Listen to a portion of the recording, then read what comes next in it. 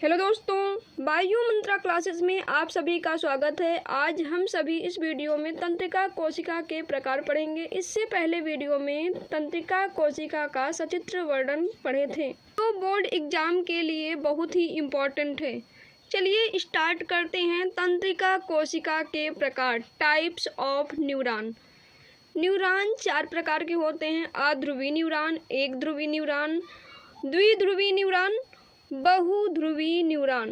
Number 1 देखेंगे, अध्रुवी neuron. मतलब अनुपस्थित, ध्रुवी यानी उसमें जो ध्रुव होते हैं, तंत्रिकाक्ष और वृश्चिकाएं होती हैं न्यूरॉन में, वो अनुपस्थित होती हैं।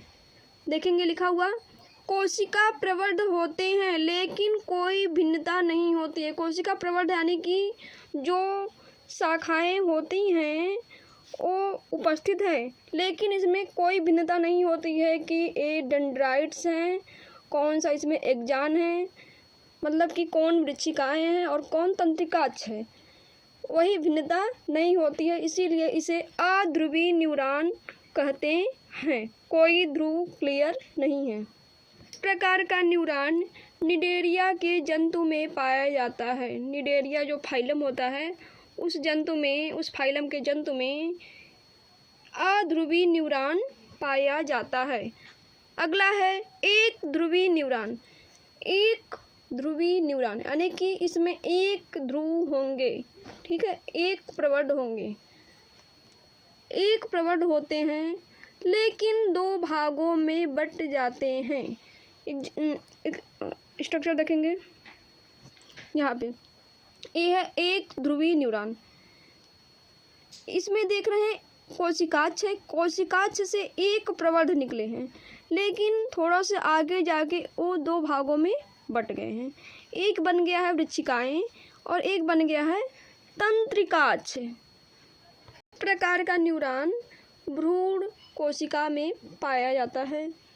अगला है द्विध्रुवी न्यूरॉन।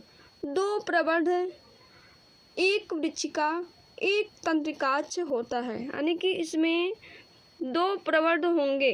नाम से ये स्पष्ट हो रहा है। द्वि मतलब 2, ध्रुवी यानी कि उसमें प्रवर्ध, उसमें जो दिशाएं होंगी 2 होंगी, किसमें, न्यूरॉन में।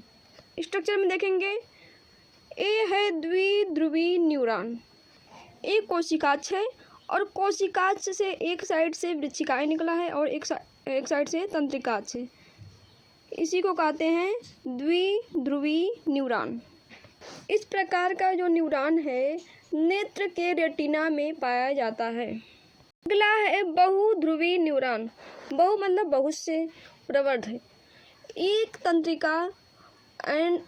तंत्रिकाक्ष होगा और अनेक वृश्चिकाएं होंगी। ये एंड का निशान है, इसलिए हमने एंड पढ़ने को सोचा, लेकिन फिर उसको और पढ़ लिया।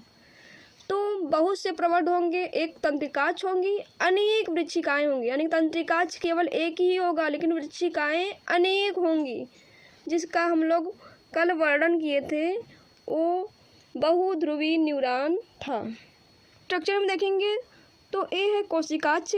कोशिकाक्ष से एक तंत्रिकाक्ष निकला है और इसी कोशिकाक्ष से अनेक वृश्चिकाएं निकला है। देख रहे हैं, ये अनेक वृश्चिकाएं हैं, जिसे बहुध्रुवी न्यूरॉन कहते हैं। यानी कि जब एक से अधिक प्रवर्ध निकले हों, एक से अधिक ना 2 से अधिक प्रवर्ध हों, तो उसे बहुध्रुवी न्यूरॉन कहेंगे। अगर 2 प्रवर्ध होंगे तो द्विध्रुवी, एक प्रवर्ध होंगे तो एक ध्रुवी, और जब बहुत से प्रवर्ध निकले हों तो बहुध्रुवी न्यूरॉन कहते हैं।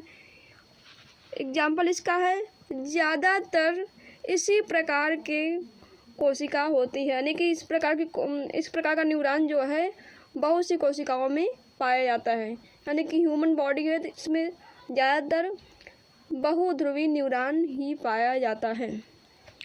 ये है आप सभी के लिए क्वेश्चन, इसको सॉल्व कीजिएगा और इसका उत्तर कमेंट बॉक्स में दीजिए। बस आज के लिए इतना ही। स्क्रीनशॉट ले लीजिए और वीडियो कैसा लगा है कमेंट करके ज़रूर बताइए। वीडियो को पूरा देखने के लिए धन्यवाद।